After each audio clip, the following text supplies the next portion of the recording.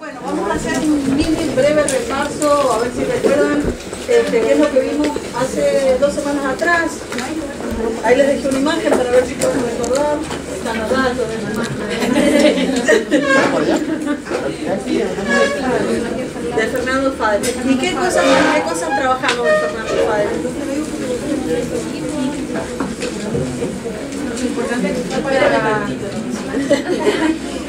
que fue para nosotros letras que se han preparado en el exterior y que han venido aquí a compartir sus conocimientos y a crear. Claro, ¿por eso no?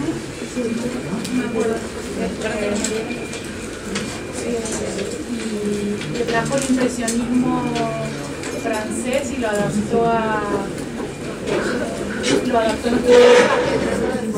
academia y Y terminando, gracias. la señorita de sociedad. Señor, miren lo que cada uno registra. Bueno, en realidad no trajo el impresionismo francés, trajo alemán. alemán. Esto es interesante porque el impresionismo se da en Francia de una forma particular, que ahora les voy a mostrar un poco de esto para que entiendan, si no les queda muy bien el aire. Y después de que se produce en Francia, o sea que surge en Francia el impresionismo, cuando de alguna manera se expande hacia otros países, se va mutando, se va modificando. Ya no es la investigación original, los intereses originales que se dan en París, ¿sí? Entonces, yo les había comentado, voy a hacer un paréntesis para que entiendan, estamos hablando del arte en Mendoza, pero como habíamos hablado del impresionismo, no habíamos visto nada del impresionismo europeo, digo, sí, ¿cómo hacemos? Es difícil que se logren entender, digamos, en mayor profundidad por qué, por ejemplo, Fernando Fader no es impresionista directamente. ¿Por qué utiliza algunos recursos del impresionismo, pero no es impresionista? ¿Sí? Entonces, yo les había comentado en la clase pasada, en líneas generales, que cuando surge el impresionismo en Francia, que es hacia la década de 1870, se produce no solamente, digamos, se genera como una especie de revolución dentro del campo del arte, de una gran transformación de cómo va a seguir, digamos, el desarrollo de la pintura, y también el impresionismo genera un corte, un quiebre, digamos, una ruptura en relación con el tipo de arte que se estaba haciendo anteriormente. Por ejemplo, les traigo un ejemplo para que ustedes entiendan. Bueno, acá estamos en Fader. Estas 3 imágenes, ¿sí? La que tienen arriba es de David, un artista neoclásico que va a estar actuando en Francia, en París, entre fines del siglo XIX y, digamos, hasta mediados del siglo, fin del siglo XVIII, perdón, y las primeras décadas del siglo XIX. La obra que tienen abajo es de Courbet, un artista realista que va a estar actuando a mediados del siglo XIX, o sea, a partir del año 1850, quizás unos años antes, hasta el 70, algo así. Y a la derecha ustedes tienen una obra impresionista de Monet, que fue el creador del impresionismo, que es una obra del año, no la traje, muy bien, bueno, es del 1872, bueno, es de la década del 70, 72, 73. Y se llama Impresión ¿Y dónde lo anoté? Yo siempre lo anoté. No, lo anoté. Lo he borrado, ni sé qué ha pasado. Impresión Sol Naciente se llama, exactamente, y es una obra del año del 73, creo, 1873, y es la que le da nombre al impresionismo. Y ahí de esta impresión es que se le otorga el nombre al impresionismo.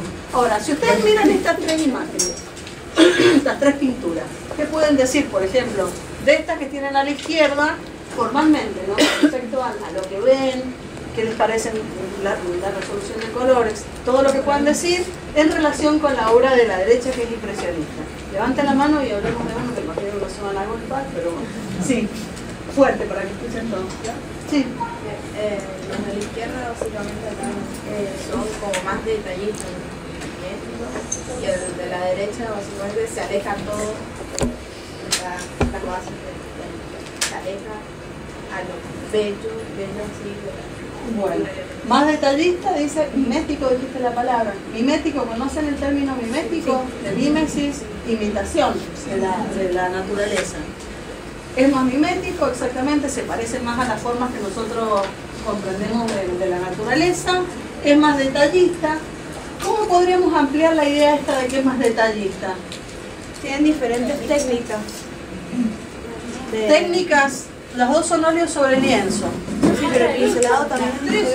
Las tres son óleos sobre lienzo. Es la misma técnica. O sea, son los mismos materiales. La técnica no es la misma. Pues vamos con la técnica. Son trazos definidos. Es más realista, pero lo que usted, la de abajo es completamente realista. La de arriba es una idealización, pero todo el detalle está vinculado con el dibujo. Lo que ustedes ven acá es una pintura que está subordinada al dibujo. ¿Sí? Por eso es claramente comprensible lo que nosotros vemos. En el lado de la derecha no hay más dibujo. Desapareció el dibujo y aparece la mancha. Ya no se compone a partir del dibujo. Esa es la gran diferencia que nosotros visualmente identificamos. Una de las grandes diferencias. Sí. También puede ser, bueno, lo que yo noto, que en la derecha es como los colores como que te dan como una emoción, una expresión. Y en cambio en los de la izquierda es como más el color que vemos a través del ojo. O sea, no cambian los colores con la realidad. Hay una sí. A ver, acá adelante y después hablas vos. ¿Vos? En la obra de la derecha podemos ver que son colores que podemos encontrar en la naturaleza el día, en ese momento de ese día. Porque, bueno, de eso se trataba el impresionismo. El impresionismo, sí, de capturar el color, la atmósfera, exactamente. Claro, más que la definición puntillista de las obras del Renacimiento. Sí, a ver la compañera de allá y después vos. Para mí como que en la izquierda parece que los colores están más tratados, como más opacos, y en la de la izquierda la otra.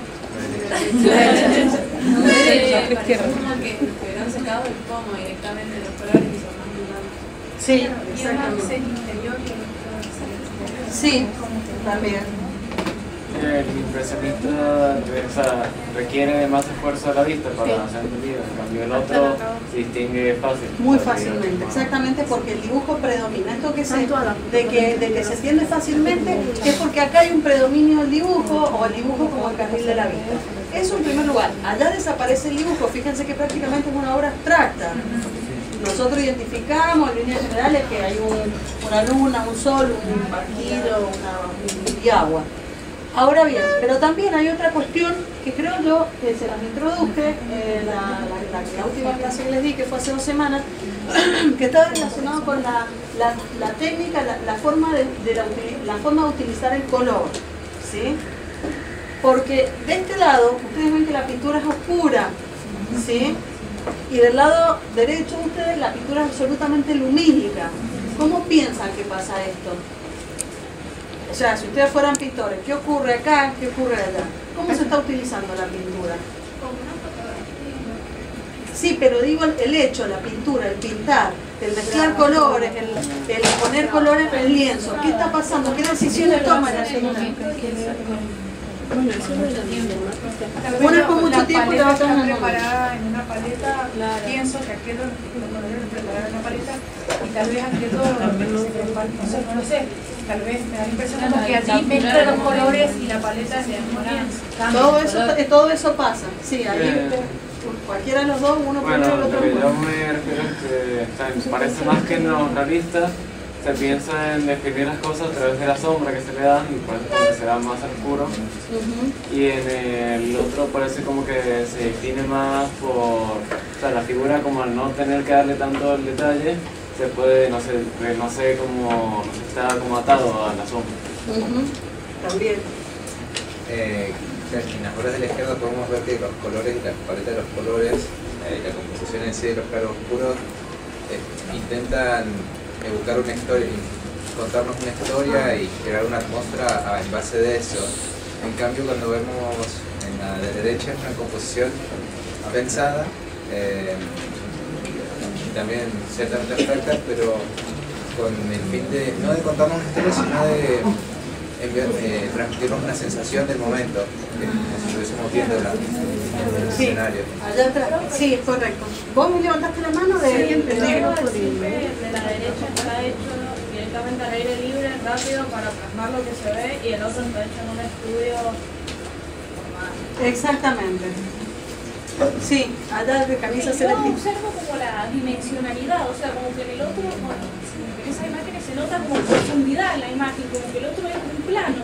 No veo como, uno como que se lo imagina, pero si lo ves así son como manchas y no sabes distinguir del cielo del agua, es como que... Tal cual, sí, es así. Es así. Puede ser, perdón, yo... Sí. El de la derecha contaba más como una función un poco más estética, digamos, porque no cuenta una historia ni representa algo muy en particular, es más como algo bonito, digamos.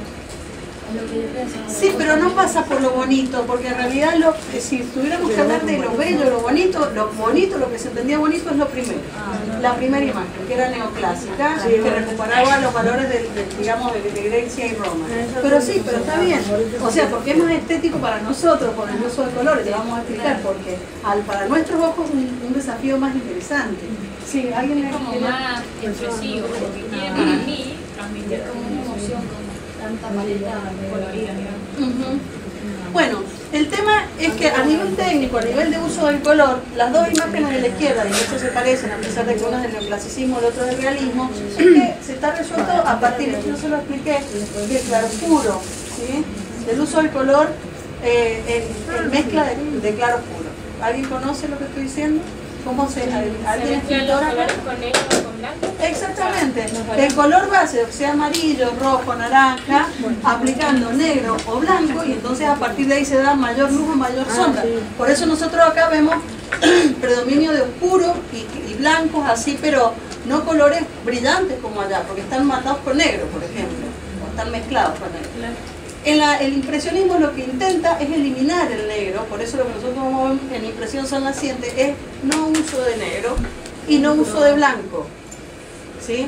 Se eliminan esos dos colores y se utiliza el color directo, que ya hemos hablado que con la revolución industrial, etcétera, etcétera, facilita la posibilidad de adquirir mayores colores, de óleos preparados, ya el artista no los tiene que preparar por su cuenta. Entonces, todas esas cosas permiten que haya a disposición de los artistas una cantidad de colores que entonces ellos, por ejemplo, los colores claros los hacen con amarillos, con naranjas, con verde, y los colores oscuros los hacen con azules y con violetas, no usan más el negro. Entonces eso visualmente, en primer lugar, nos cambia digamos, el sentido del color, por eso estamos viendo que una es muy iluminada. Aparte, utilizan el contraste simultáneo, es decir, el contraste entre un color frío y un color cálido, que en línea general es violeta con amarillo, violeta con naranja, violeta o azul, digamos, y el ojo va a tender, esto lo van a ver en análisis y en visión, cuando empiezan a ver eso, como el ojo tiende, que veamos los colores que veamos, va a tender a leer de esa forma, violetas y amarillentos, o sea, cálidos y fríos, ¿sí? Entonces hay una eliminación, no completa, esto nunca es por completo, pero hay una intención de eliminación por completo de la imagen, o lo más que se pueda, del negro y del blanco. Entonces eso lo que a nosotros nos permite ver es una pintura lumínica, ¿sí? Eso por un lado, la utilización del color. El color lo empiezan a utilizar así porque en ese momento habían habido muchas investigaciones científicas, o sea, en la creación de la fotografía está la base de toda esta cuestión, ¿sí?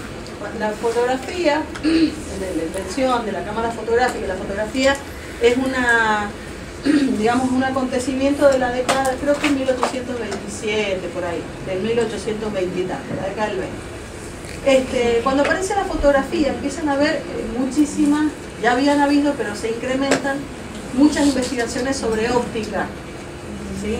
Sobre cómo percibe el ojo. Entonces hubieron avances en este sentido y se descubre que la cámara fotográfica claramente está hecha imagen y semejanza del ojo, y entonces además de estas investigaciones que están vinculadas con la captura de la fugacidad, del instante, lo que nos permite la fotografía, ¿no? Que es capturar un momento que después desaparece, o que ciertas condiciones, digamos, de sol se modifican de un minuto a otro, porque la Tierra se va moviendo, entonces esto va cambiando, entonces la fotografía permite capturar algo que es absolutamente fugaz.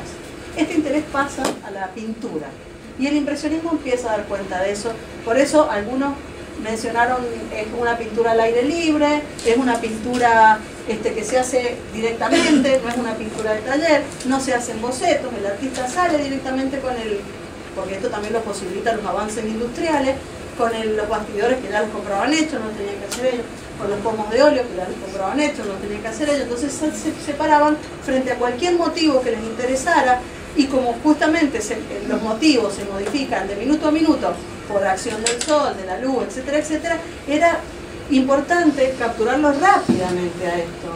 Entonces el dibujo pierde en esta intencionalidad. O sea, pierde, porque acá hay o lo que ustedes decían, esta es una pintura muy laboriosa, de muchas horas de taller, de días de taller, ¿sí?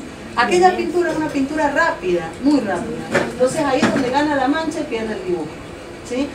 En ese momento, como el dibujo era lo que estaba más legitimado dentro del campo de las artes visuales, para los artistas que eran neoclásicos, los artistas que eran realistas, los artistas anteriores al romanticismo, al impresionismo, para esos artistas, los impresionistas eran más los artistas que no sabían pintar. Por eso el primer nombre peyorativo que se le pone a los artistas, digamos, a lo largo de la historia que se van a suceder de ahí en adelante, es el impresionismo. El impresionismo se les pone porque es como diciendo, pintan impresiones, pintan fugacidades, era una cosa absolutamente negativa, ¿sí? Pero eso es lo que marca el antes y el después de la pintura. Por eso les marqué qué es lo que había antes, sin entrar en detalle, porque digamos, sin entrar en detalle qué significa uno y otro, el neoclasicismo y el impresionismo, pero sí para que visualmente ustedes entiendan que eso provoca un corte, rompe, digamos, produce una cisura, si se quiere, en la historia del arte, y aparecen y abren nuevas posibilidades de representación, digamos, de la pintura. Obviamente que esto al espectador le genera un conflicto y un malestar, porque estos temas, cuando uno se paraba frente a estos cuadros, el ojo claramente podía entender, incluso con el título de que se trataba, pero frente a una obra de esta, el ojo primero tiene que hacer un esfuerzo para entender qué es lo que está mirando, y el título tampoco dice mucho, ¿se entiende? ¿Por qué razón? Porque en el impresionismo ya no se pintan más los temas tradicionales como el retrato, el paisaje, a pesar de que el paisaje, la intencionalidad no es representar paisaje, la pintura de historia, etcétera, etcétera. El interés del impresionismo es pintar los efectos de la luz sobre los objetos. ¿Por qué pintan paisajes? Porque la luz del sol está en la naturaleza, ¿sí? No, porque muchas veces preguntan, ¿cuáles son el tema del impresionismo? El paisaje. No es el paisaje, es la luz. ¿Y cómo impacta sobre los objetos? ¿Por qué razón? Porque los impresionistas entienden, obviamente por las investigaciones del momento, que entre el sol y los objetos hay una atmósfera que a nosotros nos parece transparente, pero cuando hay niebla, por ejemplo, sabemos que no es transparente. Entonces, entre la luz y los objetos hay vapores, hay humos y cosas. Entonces, cuando la luz cae sobre los objetos, aparece esta verdad de que los objetos no son de un solo color. O sea, los objetos nosotros los podemos percibir de un solo color, pero no son de un solo color. Esto es lo que nos empiezan a decir los impresionistas. Los objetos están compuestos por la cantidad de reflejos que caen cuando la luz atraviesa la atmósfera. ¿Se entienden esto? Y entonces eso es lo que empiezan a representar ellos. Entonces ahí es cuando se desdibuja absolutamente todo lo que estamos viendo y aparecen, por ejemplo, este tipo de imágenes, que la van a ver con mayor claridad. Esta. Miren el agua como está pintada. Fíjense los árboles de atrás. O sea, acá nosotros podemos entender que hay árboles atrás, nosotros podemos interpretar que esto es agua, porque es bastante distinto de cómo se representaban los árboles y el agua. Entonces, fíjense cómo se descompone lo que antes era celeste, con algunos efectos de mayor luz o mayor sombra, en una multiplicidad de colores, que es porque empiezan a mirar exactamente cómo se ve el agua por acción de la luz y de todos los elementos que lo rodean que lo colorean. Como por ejemplo, nosotros vemos el agua celeste, y no lo es, o verde, depende si hay árboles aquí alrededor, ¿sí? Entonces el agua era el agua, la nieve, eran, digamos, motivos muy elegidos por los impresionistas para verificar cómo sobre estas superficies el blanco deja de ser blanco para hacer una multiplicidad de los colores que impactan, digamos, de la luz hacia los objetos cruzando la naturaleza, ¿sí? Entonces, si nosotros miramos esta obra y pensamos en las imágenes de Fernando Fader y de los otros artistas que vamos a ver hoy, claramente no son impresionistas. conocieron, identificaron que había una búsqueda, la luz, el sol, los colores, los contrastes, pero el interés de Fernando Faber no es representar la luz sobre el objeto. El interés de Fernando Faber es pintar temas nacionales vinculados con el paisaje, los tipos y las costumbres. El tema es la identidad, no es la luz, no es científico como en este caso. ¿Se entiende? Entonces eso hace que Fernando Faber directamente no sea impresionista. Porque los impresionistas, en líneas generales, pueden tomar un tema como el otro. No es que no les interese el tema. Los impresionistas, o sea, la historia del arte siempre ha dicho que a los impresionistas no les interesa el tema, digamos, el paisaje, el retrato, los grandes, digamos, temas de la pintura, que no les interesan. Pero yo creo que sí les interesa, no solamente yo, algunos historiadores que han escrito libros también, porque uno puede si uno empieza a mirar las distintas pinturas de los impresionistas, empieza a verificar que se repite y se repite y se repite la representación del espacio natural, pero utilizado por la burguesía, que en este momento, después de la Revolución Francesa, o sea, emerge como clase social en primer lugar y empieza a ocupar el espacio público y empieza a disfrutar del espacio público. Piensen que hasta antes de este momento, antes de la Revolución Francesa, existía un régimen de gobierno que era la monarquía, entonces los usos del espacio, los usos de todo, eran de la monarquía y de la corte, es decir, de la clase aristocrática. Cuando cae el régimen monárquico y se inicia el periodo republicano, obviamente que el lugar que ocupaban los monarcas lo va a ocupar la burguesía. Y esta burguesía se empieza a mostrar, o sea, como digamos, lo que estamos viendo acá, se empieza a mostrar ocupando los espacios públicos. Entonces esto lo vemos mucho a los impresionistas. Entonces decimos, no les interesa el tema, o al menos dejémoslo como una pregunta, realmente no les interesa el tema. La mayoría eran burgueses. La mayoría de los artistas impresionistas eran burgueses. Entonces uno dice, realmente no les interesaba el tema, sabiendo que en las pinturas se repite y se repite. El tema central de los impresionistas era la incidencia de la luz sobre los objetos. Entonces ellos crean una técnica que va a ser, que se describe como pincelada yuxtapuesta de colores puros, que es lo que estamos viendo acá. Fíjense que las pinceladas que estamos viendo ahí en el agua, se ve claramente que están yuxtapuestas una al lado de la otra, y los colores son puros, ya no son mezclados en el sentido del claroscuro, ¿sí? Todavía acá hay un uso del blanco, por eso les digo que el blanco no se erradica del todo, pero sí hay una disminución de la utilización del color. Entonces nosotros acá podemos inferir los temas, pero por ejemplo, las figuras que nosotros supuestamente estamos viendo en esa pequeña isla que hay en ese pequeño espacio, y no son personas, son manchas, ¿sí? O sea, son damas, son caballeros, pero son manchas principalmente. El ojo es como que va suponiendo, pero no es definitiva. Exactamente.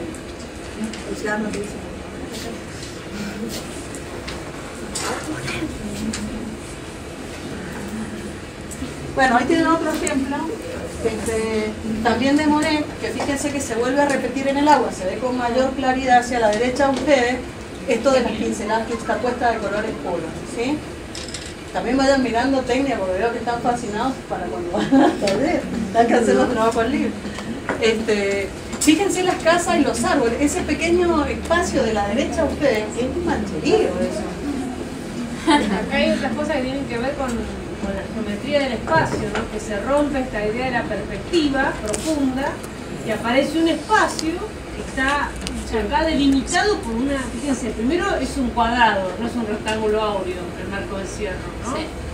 Esto tiene que ver también con las placas de la fotografía. La fotografía empieza a plantear un marco de encierro que deja paulatinamente de ser rectangular y áureo, empieza a plantear otro marco de encierro. Y la línea central, en la que divide el cielo y el agua, a plantear una arriba y una abajo, pero bastante adelantado, si se quiere, porque el celeste es el mismo arriba y abajo.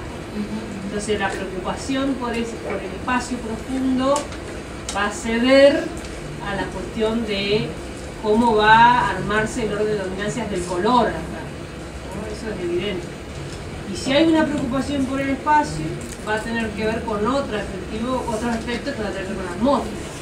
La atmósfera no tiene línea. Claro, exactamente. Entonces, van entendiendo Claro, la otra vez cuando les digo, pero si no les doy impresionismo, ¿cómo van a entender de qué estoy hablando? De qué tuve que hacer. Bueno, acá tienen también una obra de Renoir, que ahí Renoir está utilizando, y fíjense que se ve muy claro, fíjense cómo la luz se filtra entre los árboles, y miren cómo cae sobre ese vestido blanco. El vestido deja de ser blanco y pasa a ser amarillo, violeta, y fíjense el traje, el saco de este señor, el sombrero, la ropa, o sea, esto es absolutamente nuevo, pintar una cara manchada, amarilla, rojiza, o sea, esto es la antesala de la vanguardia artística, ¿sí? Sin lugar a dudas. Es la antesala de la vanguardia artística, de lo que es la ruptura total de la composición tradicional, que es la que habíamos visto en la obra que les puse en estos lados. Que eso era tradición, la cuestión mimética, la utilización del claroscuro para imitar el color el verdadero color que nosotros percibimos, por ejemplo, en la piel, en el pelo. Y acá se rompe todo, porque estamos viendo una cara anaranjada, media verdosa, que esto ya lo vamos a empezar a ver después en la vanguardia. Estos sacos, fíjense el sombrero de este señor arriba, todo un mancherío. Y fíjense el piso y el vestido, o sea, esto es absolutamente nuevo.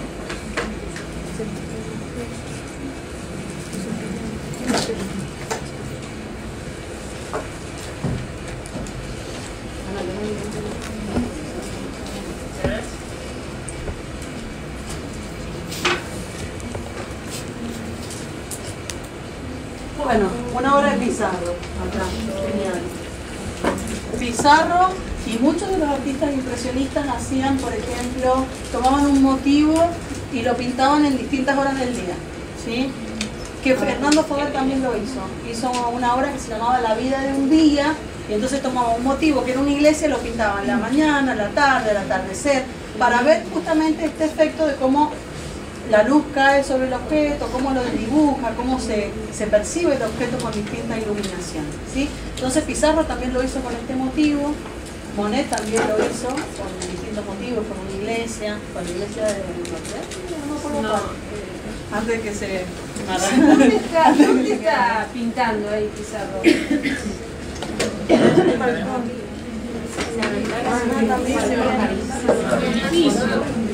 Arriba, sí. Estas son visiones que de la pintura de batalla clásica no se veían. No Ponerse a pintar desde ahí, ¿no? Entonces empieza a acusarse de alguna manera la mirada del pintor desde el encuadre. O sea que antes el pintor queda muy afuera del cuadro. Acá puedo pensar dónde está pintando Pizarro. Eso también es fotografía. Claro. Fíjense que cuadrada también otra vez esta pintura.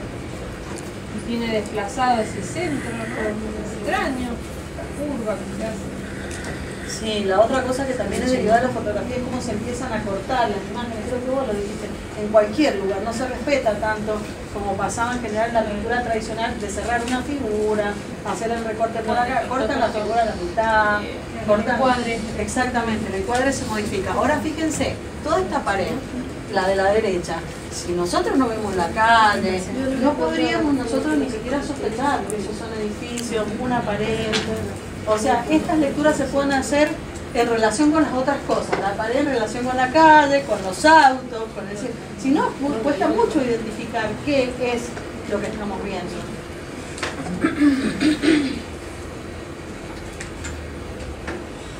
Miren acá, hacia la izquierda, ahí a la izquierda en ese ángulo. No se entiende nada de lo que está pintado. ¿Vieron cómo el azul se ilumina con el rojo? Sí. Como está, bueno, Una manchita tiene manchas de rojo, violáceo. Esta obra es hermosa. Es muy hermosa. El cielo es maravilloso. Me da la sensación de que es invierno, está a punto de nevar o algo así. Puede ser, porque hay una de las horas que está nevado. No sé si la trajo, parece que no la trajo. Parece que está lloviendo, porque es como si el cielo reflejara las figuras que están... Sí, parece lluvia. Borrarte de noche es mojado. En invierno, ¿no? Pero yo calculo que sí, que estas imágenes son de invierno porque en la seguidilla que hace Pizarro, una tiene nieve. O sea, este mismo motivo está con nieve. Sí, eso me gusta. Sí, que nieve.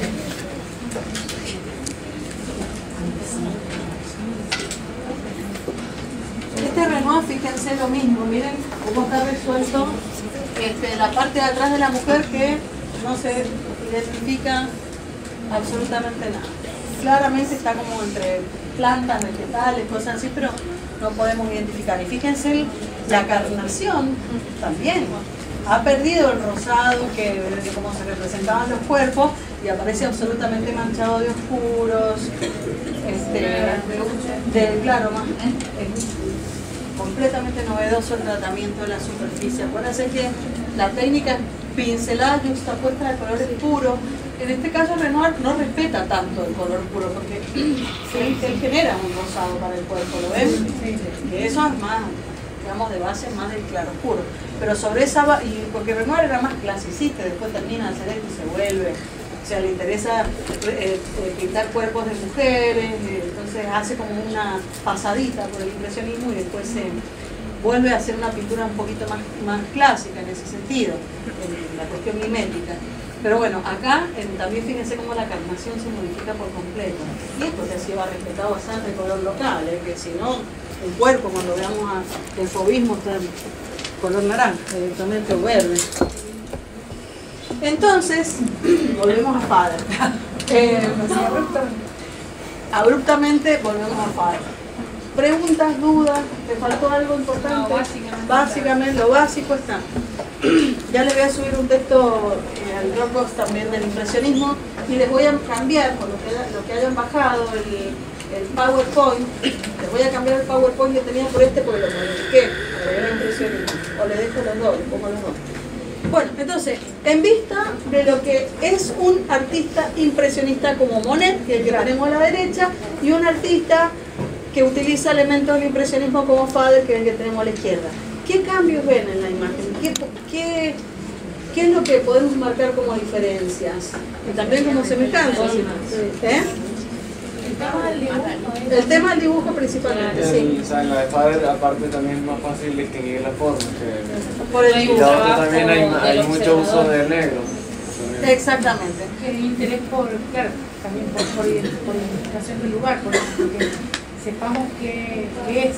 Fernando Fader no renuncia al tema, todo lo contrario. Le interesa enfatizar en el tema y por eso no abandona el dibujo. Entonces, ¿qué quiere decir? Que Fernando Fader no hace una pintura rápida frente al motivo. Claro, es una pintura laboriosa. Es una pintura relativamente laboriosa, exactamente. Entonces, desde este punto de vista, nosotros sí podemos identificar que Fernando Fader está utilizando la paleta impresionista, o sea, los contrastes de colores luminosos que generan luz, está utilizando la mancha, ahí voy, pero también mezclada con el dibujo, no lo resigna. ¿Por qué? Porque le interesa el tema.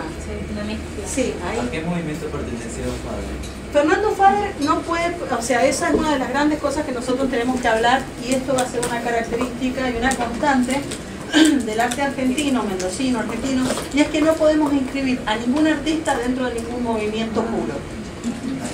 ¿Por qué razón? Porque los artistas van, vienen, viajan, vuelven a la Argentina y se encuentran con problemas distintos de los que hay en París, ¿sí? Por ejemplo, cuando empecemos a ver los artistas que van a París, se vinculan con la vanguardia, están con el surrealismo, con esto, después vienen a la Argentina, crisis, caída de la bolsa de Wall Street en el año 1929, pobreza, miseria, desgracia. ¿Y qué van a hacer los artistas? ¿Se van a poner a hacerse los Julias y seguir pintando lo que se pintaba en París? No, tienen que modificarse.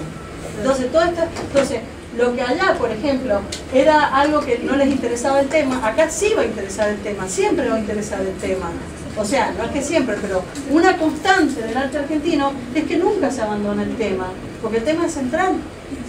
Y acá, por ejemplo, en este programa que habíamos hablado de pintura nacional, en la que no solamente en el campo de la pintura, sino en el campo de la cultura en general, de la literatura, de la política, se está pensando, después de las masas inmigratorias, etcétera, etcétera, todo lo que vimos, llegando al centenario de la Revolución de Mayo, o sea, 1910, que es la identidad nacional, en un momento en el que, para que ustedes entiendan, los criollos, los supuestos nativos que vivían en el país, cada uno llegaron 6 inmigrantes, ¿sí?